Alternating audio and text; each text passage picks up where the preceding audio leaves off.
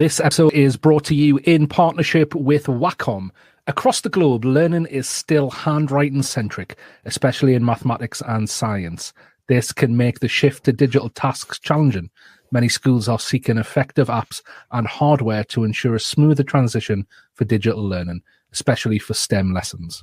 Expanding digital pen and ink technology from teachers to students opens up new possibilities for communication and collaboration in and out of the classroom. Using pen-enabled devices, teachers and students can explain complex concepts, take notes, provide feedback, and show their work quickly and easily. Wacom pen displays and tablets easily plug in to the existing IT equipment in the classroom, enabling members of the class to interact with the digital content being shared.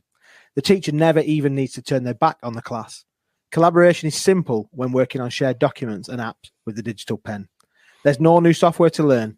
You just work with the pen on the screen or tablet instead of the mouse and keyboard on your computer. As educators, myself, Steve, and Ben have all integrated the use of Wacom technology into where we've worked in education, into colleges and schools, and we have seen the benefits for ourselves. So go check it out for yourself. The link is in the show notes for this episode.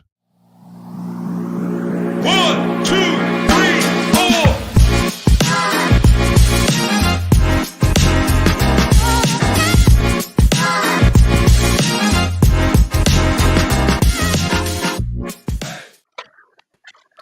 Hello and welcome to another episode of the Edufuturists podcast. It's good to be here. There's only two of us today. Dan is having to do a late night party. I want to say a party, but he's probably got a radio next to his ear in college, checking out people who've got first aid problems and all the stuff that goes with it. But Dan, we miss you. We wish you were here, but it's all right. Steve, good to see you, mate. Yeah, thanks. Yeah, it's good to see myself on the screen, actually. I was going to say it's good to see you, but it's good to see myself on the screen. I was just looking at myself. That sounds really vain. It isn't. I'm just trying to adapt to my new glasses. But yeah, it's been good this Nice week. Glasses, Steve. For everybody that's been watching for quite a few years, you'll realise apparently I no longer look like Harry Potter's dad because my circular glasses have gone. But don't you just love your neighbours? Little story. My neighbour said to me, "Oh, you've got new glasses, Steve." I was like, "Yeah, it took me ages to choose them." And he went, "Yeah, I prefer your old ones." I was like, "Absolutely wonderful. Thanks for that." So that's been a bit of a story that happened. But yeah, it's been a good but busy week. Can I just, on the glasses story, obviously I've got a new pair that you might have seen before. A few people might have seen before if you're watching. If you're not watching this, why not think about subscribing on YouTube? If you're only listening to this on a podcast, why not come and subscribe on YouTube? See how bad our glasses are. I think you're Manchester. I think yours are more Deirdre Rashid, and mine are a little bit slightly different. But yeah, mate, do you know what somebody said to me? My kids, they've not seen the program, but my 12-year-old daughter said to me, "Dad, you look like Jeffrey Dahmer." I was like, "Whoa, I think they need to go." Yeah, I think I'd rather Harry Potter's dad than Jeffrey Dahmer. But yeah, here we go. So yeah, it's been an interesting week. I know that we've got lots and lots of exciting news coming out this week or when it comes out, whenever you listen to it, there will be some news. If you're listening, go to the link, book on to the Edufuturists Uprising event, and we can say the nominations are about to open or have opened, depending. So the nominations for the Edufuturists Awards, we've got some slightly tweaked and slightly new categories, but it's about celebrating the wonderful stuff that's happening in education, from well-being, from whole organisations in each sector, and we've got a new trust award. That is one of the new ones, rather than just individual schools. But it's exciting. We had some wonderful conversations off the back of our Edufuturist Awards and event last year. But like anything, we never do anything normal. Just look at our glasses. We never do anything normal. We always try to do something different. And our events will be an award ceremony celebrating those educators when we come face to face on the 4th of May. But we'll also have a twist. We'll have talks. It is called the Uprising for a reason. We'll be having talk about AI and ChatGPT and the future of tech. Steve, how many times? I don't. You're the one who writes about it. I'm the one who just gets it wrong every time I say it. But yeah, I think it's really exciting. So go and book it, have a look, and hopefully we'll look forward to seeing it. But yeah, how's the week been, Ben? Apart from the new glasses? Yeah, going? It's been great fun. particular highlight this week is I love talking about mental health. It's been a massive passion of mine since my own challenges with mental illness and mental health. So I got a really amazing chance to go in a college earlier this week and to talk to some of the young people about the challenges and how I've overcome them personally, and what that looks like. And I use that. It's slightly cheesy, but I love it. That idea, that quote that says, "You're never born to fit in, you're made to stand out." So we had that conversation, and it was fantastic. So that's a massive, massive highlight for me this week, being able to share my story and hopefully help some people. In fact, I already know I've had some emails back from some of the staff there that said it's already had a bit of an impact. So that kind of stuff floats my boat, and being able to do that kind of stuff. So yeah, what about you, bud? Any highlights? Anything exciting? Yeah, my little boy was 1 on Monday. How did that go so quickly? Wow. That's probably the biggest. I've had loads of positive and happy times this week. I've done loads of good stuff that's happened, I think, and some that I won't share. But my little boy turning 1 was a real highlight, I think, this week. And yeah, it was wonderful. It did come with the fact that he's got a chest infection, so he's not as happy as he always is and laughing. But no, it was good. Loved it, and managed to spend the time as much as possible. I always have breakfast and dinner with my children, apart from when I'm away, working away. But yeah, I managed to have every meal and so much more walks and everything else with the children this week. So yeah. Love it. And that's I love them highlights that some are about work and some are about life, and that's what we get to do. We have busy lives, busy families, busy workplaces, and it's good to be able to celebrate what we do. And actually that ties in really nicely with our episode this evening. We've got some guests waiting very, very patiently in the background. We've just gassed on for a little bit, so hopefully they won't be too upset with us. But we're really, really pleased to be joined by Andy Cope and Will Hussey. So we'll bring them in, and I'll let them tell us about themselves and what they do, and so we can get a conversation today about what they do and their particular passion will have an impact and can have an impact on education and its future. Okay, so to you, mate. Well, I'll jump in. I'll keep this brief. I guess it's about 30 years ago now. And actually, Steve, you've been making me feel old talking about the first birthday. You've just my daughter's about to have her 21st birthday, and she's now delivering babies. So that makes me feel really, really, really old. Just to jump in, you might feel old. You look miles better than me. You've had an easier paper round than I have. I look horrific. Mine must have been uphill. You must have had You must have had like the Yorkshire Post. I must have had broadsheets. I look horrific if you've got a 25-year-old daughter. Wow, well done, Will. Good work, Steve. Right on cue. I'll pay you later. Thank you. But essentially, to cut a long story short, about 30 years ago, I did a degree that was called Physical and Adventure Education. And to be honest, that's pretty much how I think all education should be. I think sedentary, unadventurous education is not much use, and probably more importantly, not much fun for anybody at all. So that's kind of where I started. Various reasons. When my own kids were kind of your age, Steve, I kind of decided I was spending a lot of time with other people's kids rather than my own. So my wife's also a teacher, so we did a little bit of a job share thing. When the kids were old enough to go back to school, I decided I couldn't really hack a full-time teaching job, to be honest with you. So I needed to do something out of my time, so essentially I started writing. I started writing books on creative thinking, started writing about growth mindsets before I actually was really aware of the term growth mindsets and thinking differently. And that's what kind of led me to this kind of whole world of well-being, and I guess you could call the positive psychology kind of world, which was, I guess, when I was fortunate enough to meet Andy. Lovely segue. Lovely segue. Isn't he good? Isn't he good? Yeah, fantastic. I'm Andy, Dr. Andy Cope. A bit weird. I'm the UK's first ever Doctor of Happiness. So I was thinking, if you think of all the other doctors you've ever met, I'm exactly not that. So I don't know anything. I can't whip your appendix out, and I'm not bothered about your rash. I don't know anything to do. I don't know how to do that. But what I did at Loughborough Uni was, for 12 years, the longest PhD in history, was research positive psychology. So my job at Loughborough was to seek out happy people and follow them around and work out why they're so happy. And I kind of turned that into a job, really. So that ends up as a 130,000 academic word thesis, which is awful.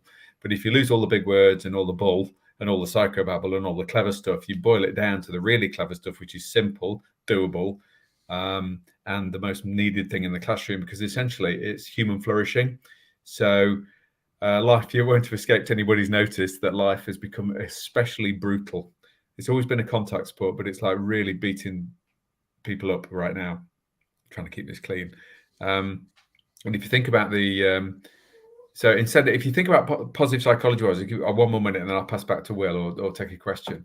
But essentially, I studied psychology at uni, really interesting, and it was all about illness. So for 150 years, traditional psychology, phobias, disorders, anxiety, depression, paranoia, schizophrenia. So Ben, you alluded to your mental health issues in the past. So typically, let's wait for you to really struggle and then let's try and fix you. Here's some therapy, here's some counselling. If that doesn't work, here's some meds. Right? So we wait for people to be screaming in pain and then we jump in and help them. Now, I get that. I'm not saying we shouldn't do that. But what I realised is over the 150 years of trying to fix that is that mental ill health has been getting worse, not better. So actually we're missing, like something is missing. We're missing a trick. It's not working. Otherwise people would be well. And there were 85 million prescriptions written last year for antidepressants just in England, right? So it's a massive issue. So what I realized was that pretty much for 150 years of traditional psychology is that we've never ever, psychologists have literally never ever studied people who are already happy on the grounds of them not being ill. If you think about it, everybody listening to this podcast, you can all think of maybe a handful of people, a single handful actually, of people in your life who've got something extra, whether it's an extra smile on the face, an extra spring in the step, an extra positivity, an extra, like in the staff room, these are the work colleagues who go the extra mile. You don't have to ask them 10 times. They create strong relationships. Kids have fallen to the ends of the earth. They bring the subject to life. They seem to be hardly ever off. They seem to cope with life kind of almost with ease. It isn't with ease, but it apparently is. So who the heck are they? Like we've not studied them on the grounds of them not being ill. So while the rest of psychology continues to look at illness, and I'm not saying we shouldn't do that, I decided to look at wellness. My starting point, my PhD starting question is, who are the ones who aren't ill? Because that's a bit counterintuitive, but it's a really interesting question.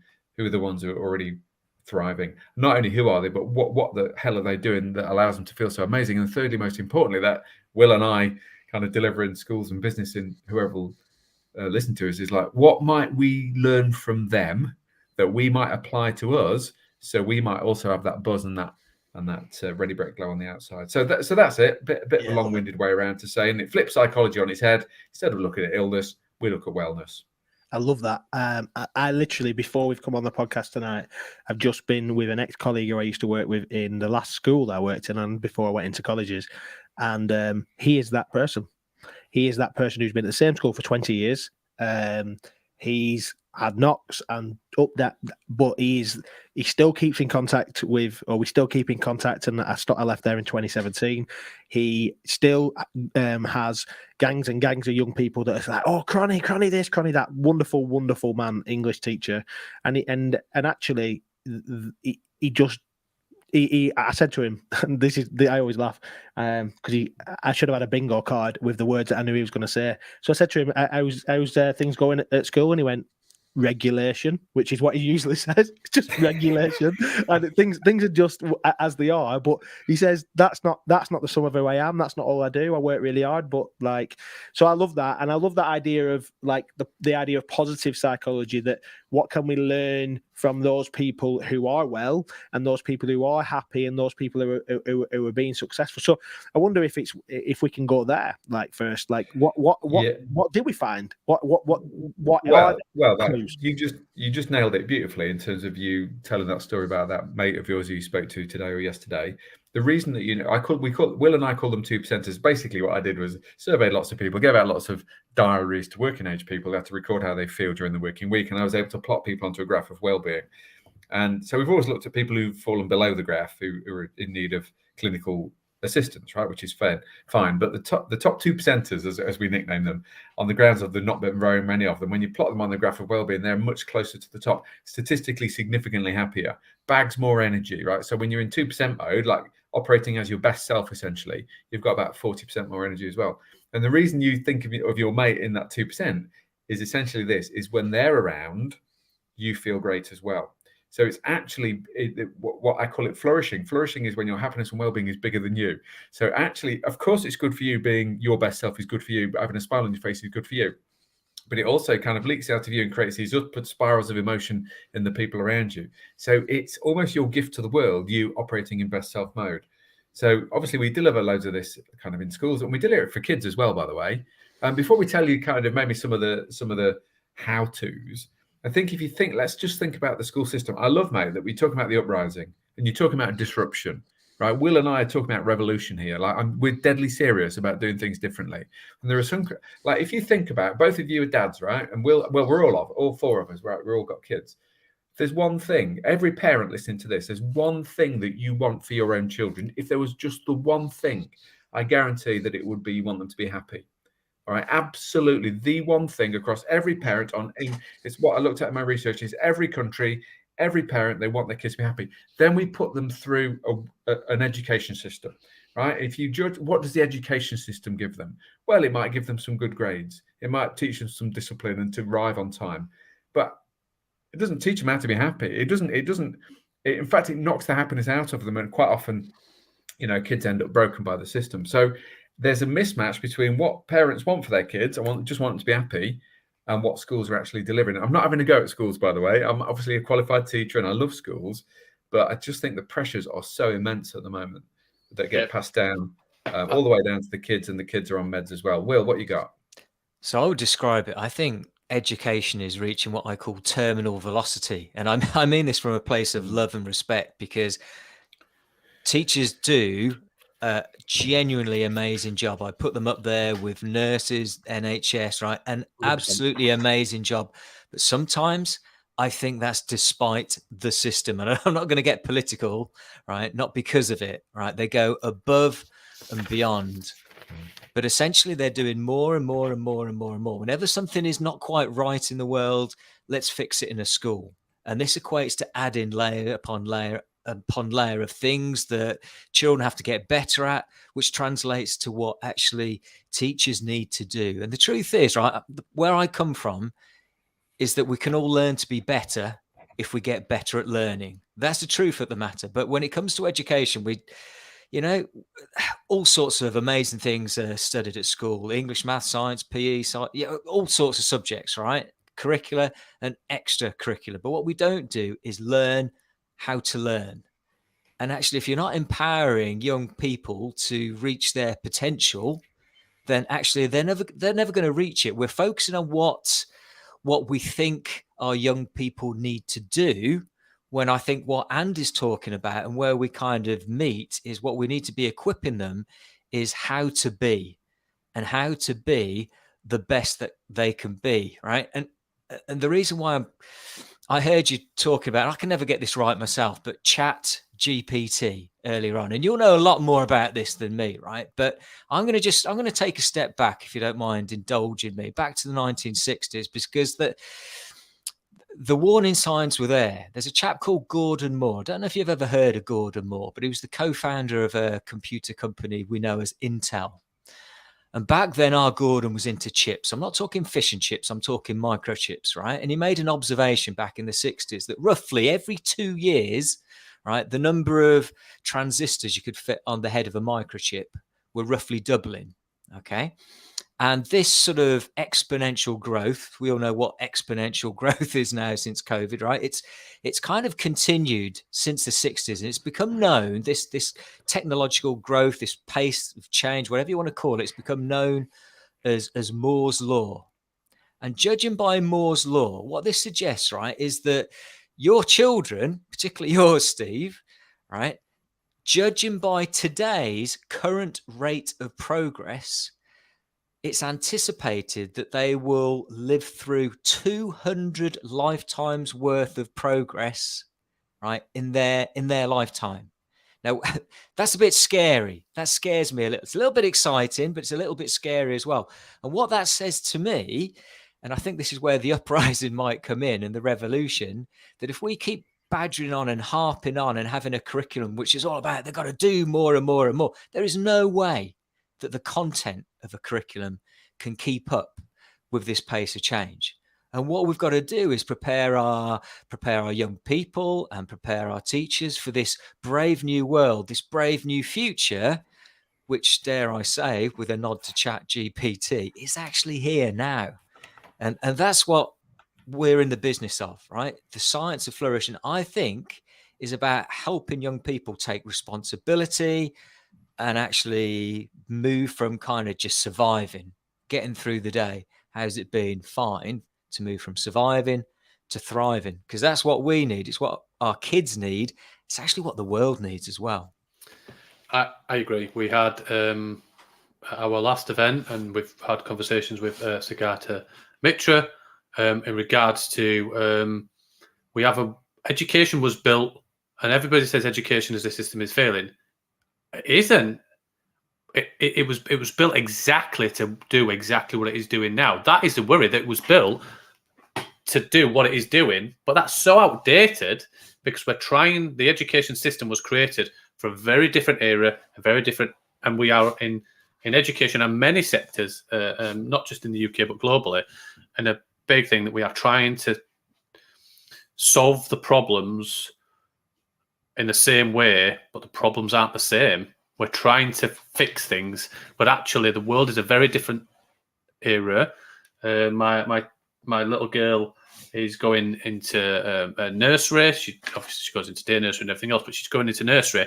And the local school, I've been round and I've been, as I do, I'm a bit of a nightmare and ask questions. And probably the biggest fear as somebody who's been a chair of governors asking all these questions about what's your early years provision and everything else. And they said, we're Ofsted outstanding. And I just said, I'm not really interested in that. Can you just walk me through what it looks like? Can I spend some time with some children? Can I not and look at what how would you get them playing and everything else? And one of them I just said, it's not for me. And they were like, but we're outstanding. I was like, absolutely wonderful that you've got a badge that says outstanding. But for me, outstanding is very, very different to what you're explaining to me.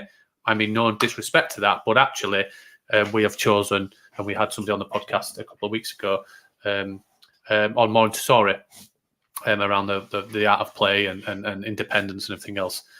Just to add, developing a child that is independent is lots of fun, but also challenging. But that's what I wanted to do. We want to do all of those different things, and I think just to add, you are correct. The education system, in our eyes, in the Edufuturists, is failing, but actually it was designed to do something different. But it is failing the children of today and tomorrow, definitely. I agree, and I think you mentioned as well, Will, this idea around we teach all this brilliant curriculum, but then we don't teach children how to learn.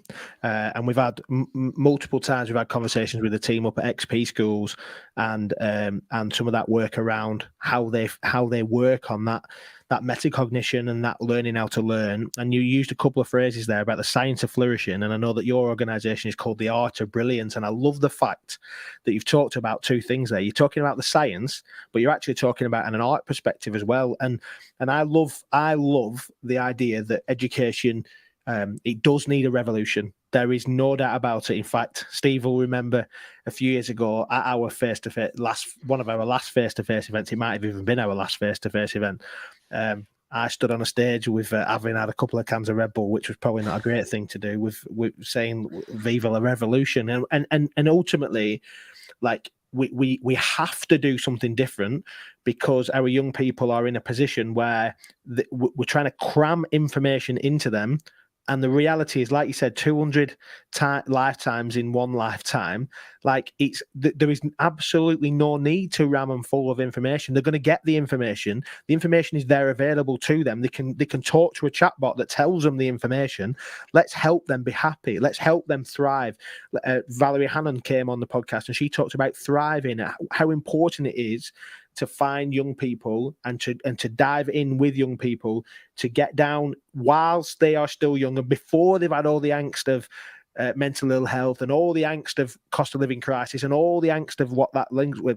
And let's help them be happy and help them learn how to learn and how to continue to be happy.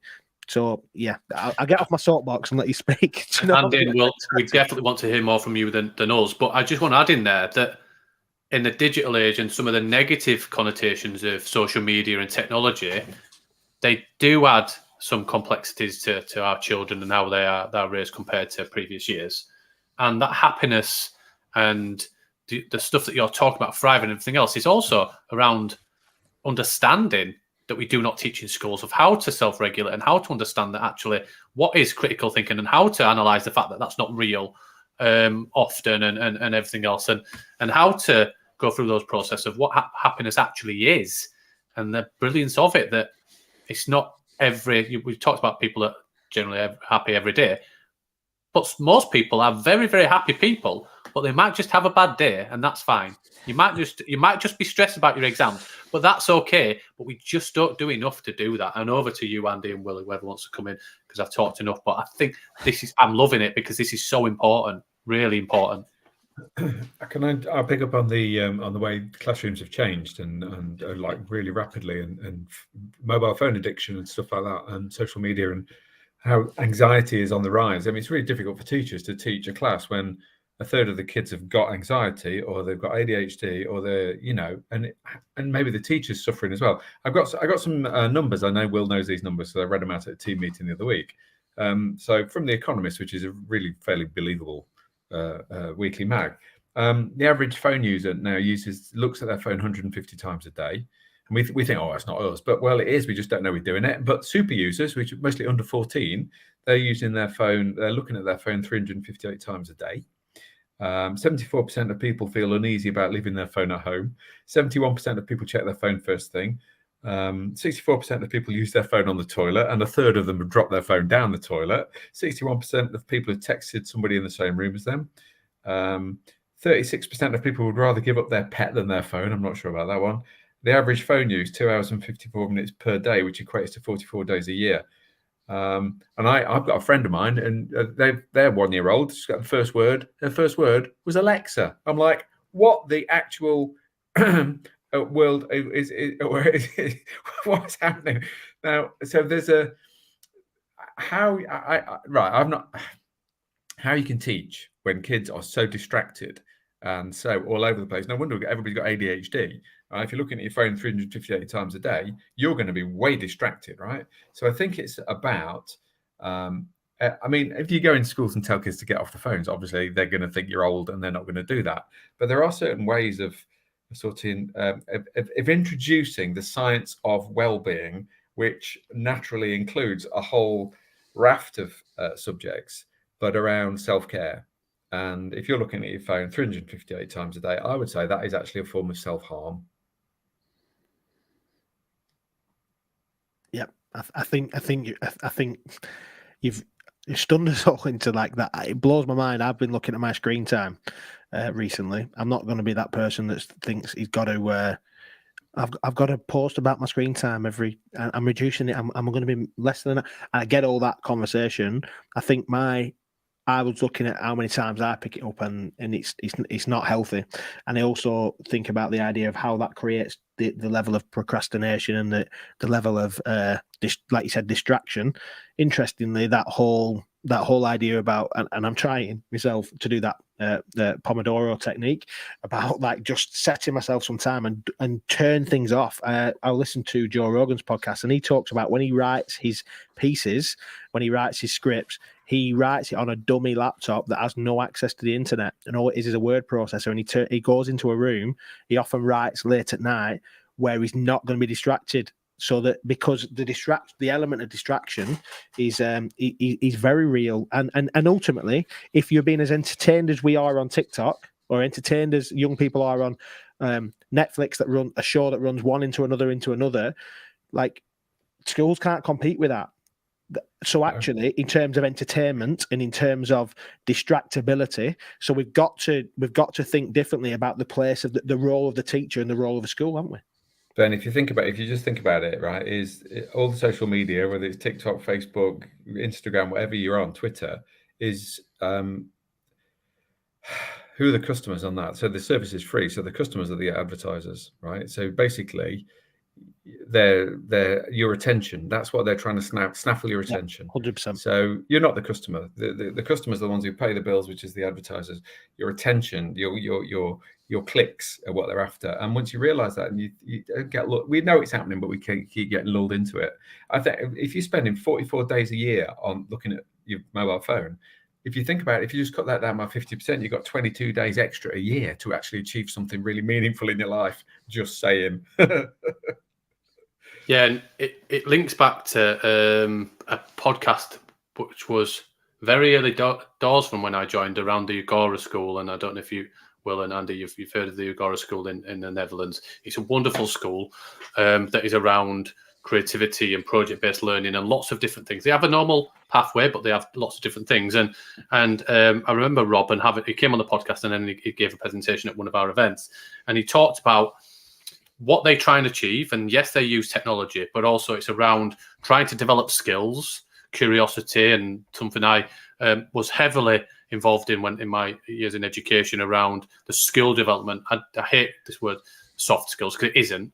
And I think curiosity is another one that actually I never really included, as I say, but it should be. Communication, critical thinking, all of those different things. But Rob talked about how he, as a school, tried to manage and how to try and influence self-discipline in children positively, because many schools, and particularly under this government in England, is just ban the phones.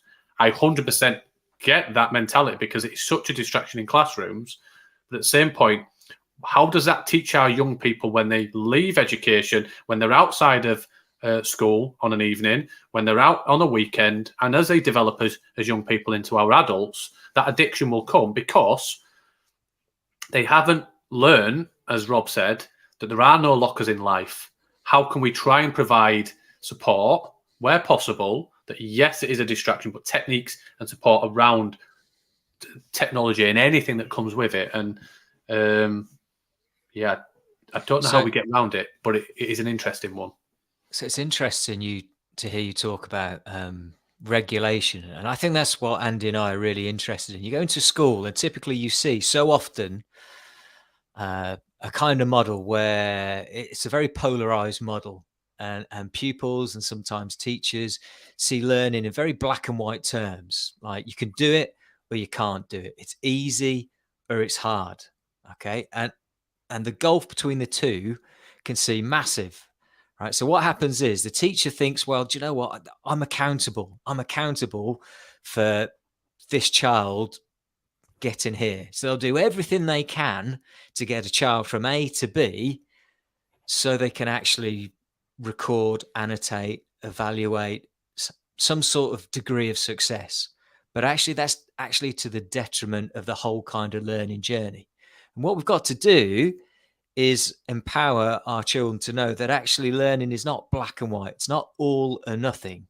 There are actually different, distinct stages of learning. Once you know what they look like, once you know how they feel, once you can identify with them, there's 5 of these stages, then suddenly it becomes a little bit more manageable. It's not quite such a chasm, right? It's not quite such a chasm, but you've actually identified tangible stepping stones, which you can take responsibility for moving from where you are to where you want to be. So that's the first thing I think we need to be doing to help empower our teachers and our learners.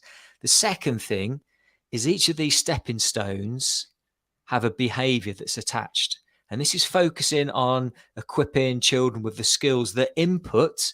If they get the input right, the result's going to look after themselves. And I would describe the input as, well, I call it resilience, but I spell it differently. I spell it RAI. Resilience is about upping yours, essentially, right? This is the bit that moves you, pushes you from just kind of surviving, getting through another day, to thriving and getting somewhere between your potential. And these are the 5 key behaviors that I believe really, really make a difference. Number 1, we want pupils to be up for it, right? We want people to come into the classroom to be ready, to be excited, to be passionate. Number 2, we want them to be brave. We want them to take risks.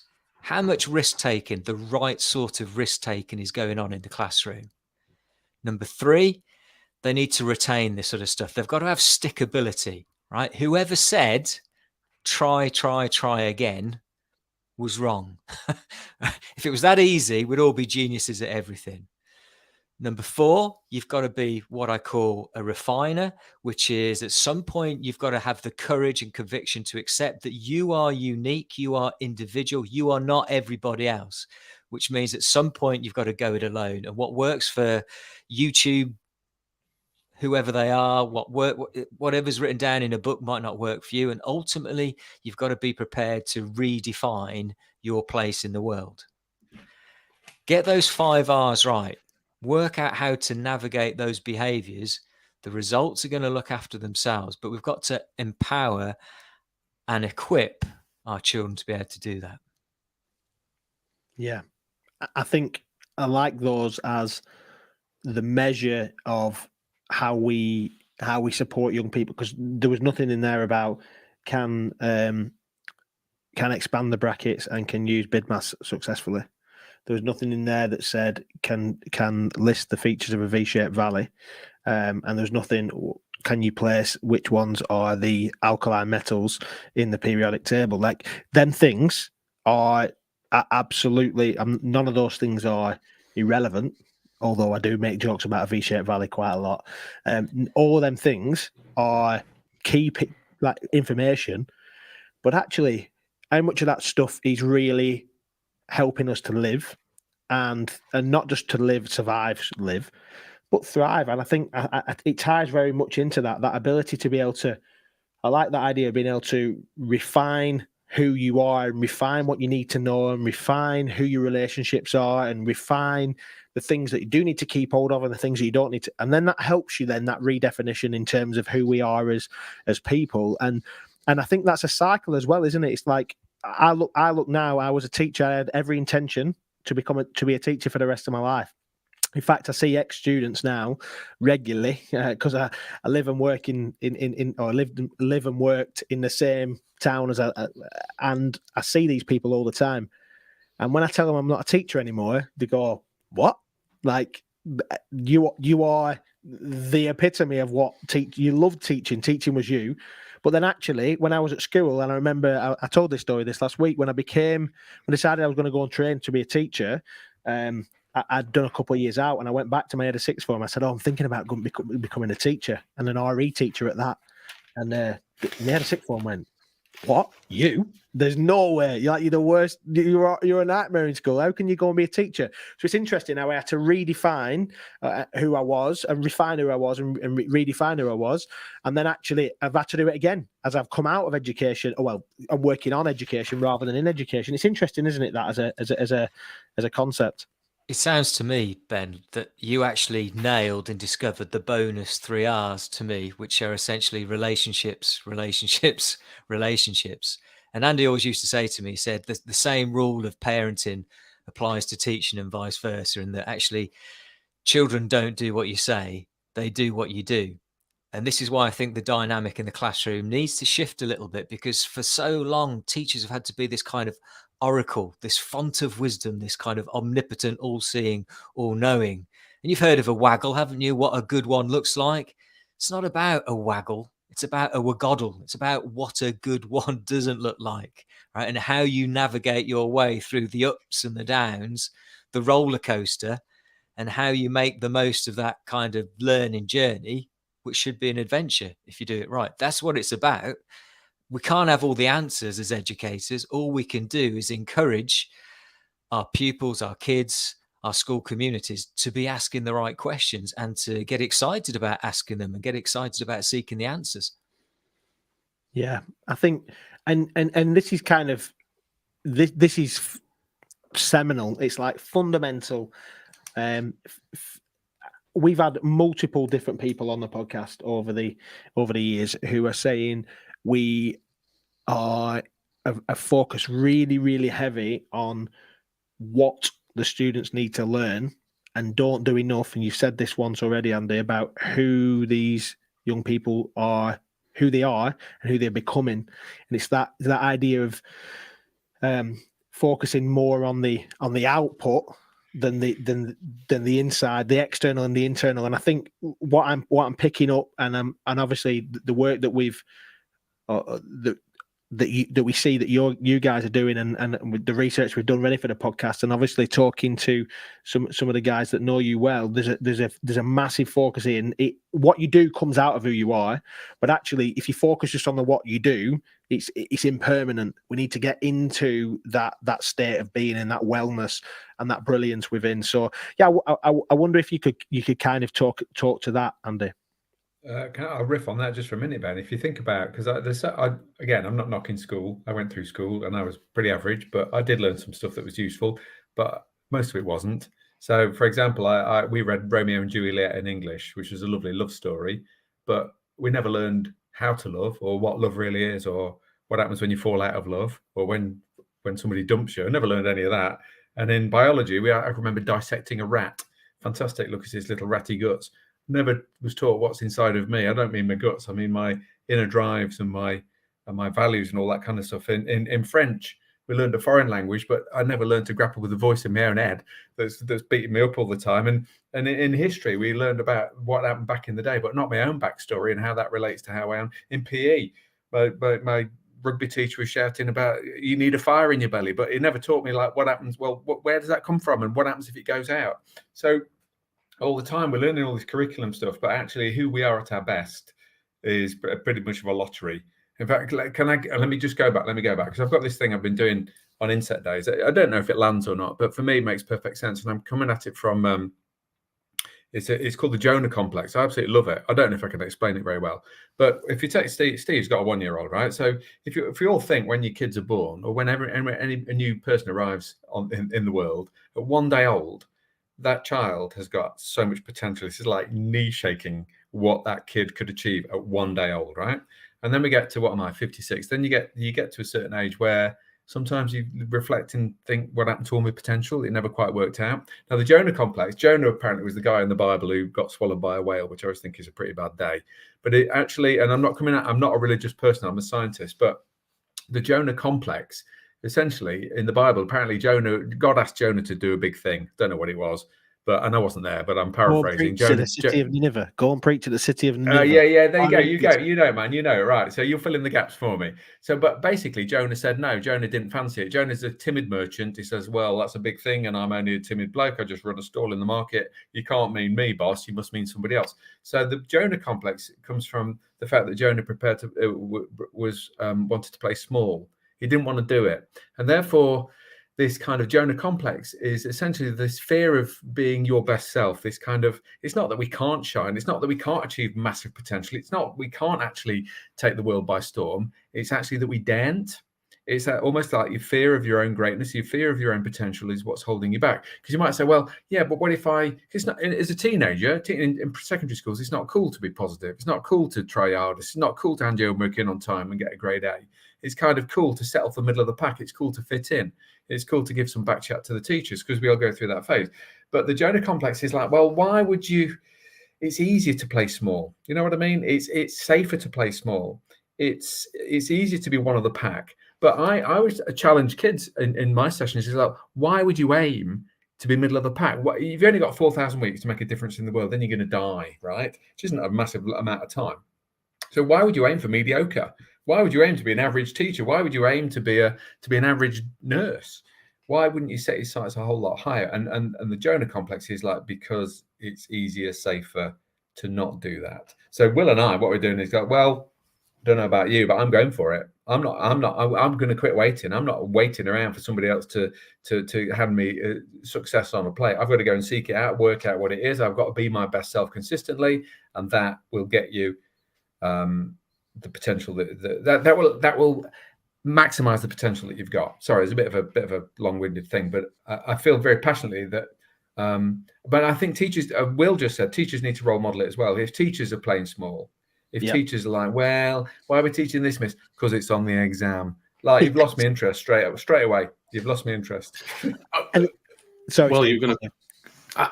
There is no risk. There is no support of a risk. There is no. Maybe there's no psychological safety at the same point. But there's nothing in education that says go for it. Think big. It's a case of you'll have a conversation. I'll put you in this set, and I'll put you on a low paper because I think best you can aim for is a D.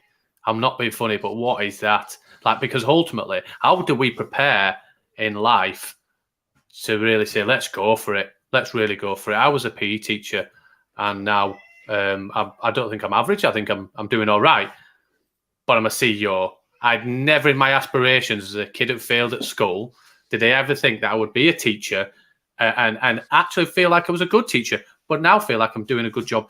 And I think take risks and think big. And we just do not embed because, and it's not our teachers, it's the current system that ingrains people to just go through a process to get to a point and pass an exam. And when we say pass, well, actually, you don't need a C because a pass might be just turning up and putting your name on it. What does that even mean? And maybe I'm just waffling, but I'm just no. Let me pick up on it, mate. Because I wrote a blog back end of last year called "Emigrating to Heaven." So I've already alluded to the fact that the scary statistic when you're 56 is your average lifespan is 4,000 weeks. So you might get a few more, a few less, but we average at 4,000. But emigrating to heaven. So again, it sounds a bit religious thing. Nobody really truly knows where we go when we die. But let's just for the next minute assume that we go to a place called heaven. All right, just bear with me. So all of us, nobody gets out alive, right? So life is basically a death sentence. We are, it's going to happen to all of us. Literally nobody in the history of human beings has got out alive. So we're all going to die. But let's just imagine the ones up there right now, those who've emigrated to heaven. All right. And let's imagine, because we've all got loved ones up there, all right, who are up there sitting on a cloud looking down at us. And let's play a stupid game. Let's imagine what they're not saying. They're watching us. They love us, right? They're rooting for us. I tell you what they're not saying. They're not saying, "Ooh, don't take many risks, mate, because you're going to be disappointed if it doesn't work out." What you need to do is spend hours and hours and hours looking at your phone. That's what you really need to do. And eat some rubbish food and drink lots of fizz. And don't work too, or don't try too hard, and don't be your best self, because what will people think of you? They're not saying that. They're shouting, they're bellowing and shaking their fist. Go for it, you idiot. What are you waiting for? Why are you playing small? Get off your phone, get some good sleep, look after yourself. You might get more than 4,000 weeks if you do that. Stop messing around, pull your finger out and get your life sorted. That's what your loved ones up there are shouting to you right now. And I think that's quite a big thought, actually. It's a really big thought, is they're not asking you to play small. They're asking you, and whether you're 10 years old or whether you're 50 years old or whether you're 90 years old, they're asking you to go for it and shake life, give it a right good go and squeeze every last drop of every last day. But as people who are supporting education to be better, I think we would be amiss to not get them to think big in terms of where it could get to. But that actually, yes, there is an iteration and an evolution that it could go through. But everybody on this call, and Dan included, who can't join us tonight, and everybody that is in terms of the staff at your organisation. I don't know where I'm going. Lost my chain of thought. It'll come back to me in a second. But I think that whole thing of think big, and it needs a revolution. It doesn't need an evolution. And I think we need to think big and where the art of the possible, the Walt Disney thing of imagine the unimaginable. Because if we only imagine slightly iterating and developing something slightly different, we never really get to a theme park that is like Disney World by just thinking, let's put something in a park for May Day. You're not going to get it. Come on, let's really start. That's probably the worst example ever. And I don't know if you're laughing because you get it or laughing because it was a terrible example. And I'm waffling. But it's just, let's really go for it. But how do we do that? Just before you come in, Will, just interestingly thinking about that, like I've just listened to one of Stephen Bartlett's podcasts with Dr. Tali Sharrett, and some of you might have heard it, and she's a positive psychologist. She talks about the optimism bias, and like actually this idea that about like this level of, and I wonder if it's 50% of our listenership, I don't think I've told you this, gents, but 50% of our listeners are not in the UK. So big shout out to everybody listening all around the world. Thanks for listening to us northern weirdos, but you do and you listen. But like in the UK, the British sense of humor and the British like disposition has always been like self-deprecating. Well, I'm not very good, and yeah, well, let's play safe. The stuff that you're talking about there, and it's well good hearing from you a kind of a confirmation, all the stuff that we're talking about there and that she was talking about is it's just having an optimism bias and about like thinking about this idea that there is an opportunity to be good and to succeed and to dream and to do different things. She used this phrase, this was Davina McCall. She went on and she said, everybody writes a bucket list when they find out they're going to die. Why do we do a bucket list when we're going to die? Why not just do a bucket list like when you're alive and when you've not got a terminal diagnosis. Do you know what I mean? So yeah, sorry, Will, you were going to jump in. It's just on exactly the same theme. I say schools need to be, in the most politically correct sense of the word, passion factories. That's what you want. That's the missing ingredient. And a lot of that is about acknowledging that actually we're human beings, not human doings. After all, you're never going to get to the end of this kind of to-do list. There's always more stuff to do. But some of the work we do in schools, for instance, and Andy started this off, that he'd kind of go into schools and would work on what we call hugs, huge, unbelievably great goals, encouraging children to think big and aspire and get excited about life and get excited about their schooling, and actually how school can be a tool to reach some of those dreams, passions, whatever you want to call it. And just kind of contrast that. I'm going to contrast that to something that you'll probably be aware of called golden time. You know what I'm talking about? Golden time. Yeah. Now, I kind of get it. You know, I've been in the classroom myself. But to me, golden time was on like Friday afternoon for when the teachers were absolutely knackered. Right? And I understand it, but it'd be kind of, the message to me was, here you go, kids. If you put up with Monday, Tuesday, Wednesday, Thursday, and Friday morning, which is all a little bit rubbish, you can enjoy Friday afternoon. And that's the wrong balance. We need schools to be the place. They need to be dream factories. And there's no reason why they can't. And a lot of this stuff is down to two things: self-discipline and self-control. In other words, things that actually we can start doing, just small things, atomic habits, or maybe things we need to stop doing. And from my experience, a lot of the time, whether particularly with teachers and educators, what we need to do is learn how to get out of our own way occasionally and stop saying the things, thinking the things, doing the things that actually are holding back our own potential, holding back our own greatness, which I guess brings me back to Andy and his Jonah complex. I'll get off my soapbox. No, I love it. And so we've kind of delved in and we never want the podcast to be just focused on a product, but I think it'd be a miss to really spend some time and just look at, in terms of your organization, and I know that you're not just education, you work with business, but you also, you deal with education and the NHS, two massive, and all of those things. What does that look like? Does that differ? And I'm going to put it to you guys. Is the business model to get it so right in education that you no longer need to work with business, because actually education looks after, so the people that are in business are so well educated in what you're trying to achieve that model and that line of your business is obsolete? Wow, mate, that's a big thought, isn't it? Well, I'll bring you in a sec. Essentially, we started out just doing positive psychology in businesses because that's just what we thought we needed to do. Then we realized teachers needed the messages and kids needed the messages. We're not for profit, by the way. So the reason that, we do love working with businesses, but they pay nice fees that we can then subsidize the work in schools, right? So we don't make a bean out of this. But we've got primary school, secondary school, and sort of tertiary education courses. So if I just talk you through the secondary and the higher, and then we'll explain what happens in primaries because I think it's more exciting. But in secondary, we just launched what we call our Wellbeing Award, which essentially is trying to get things like strengths and positive psychology and resilience and purpose and goal setting onto the curriculum. So we'll come in and we'll deliver a sort of 9-hour program in a school that takes kids through how to be their best self. And then they get a certificate in well-being at the end of it, which is fairly radical, actually. So we've just launched that. That's fantastic. You book us to do that in schools with the kids. Obviously, we do stuff with parents and with staff as well. But it's the primaries, Will, where the magic sauce is, mate. Tell us about the Outstandingly Happy. Well, I'm glad you used that phrase because Steve was talking and slightly raising his eyebrows earlier on about nurseries that he goes into that kind of describe themselves as outstanding. And actually, we that resonates with us. And we're in the business when we go into schools of creating outstandingly happy schools.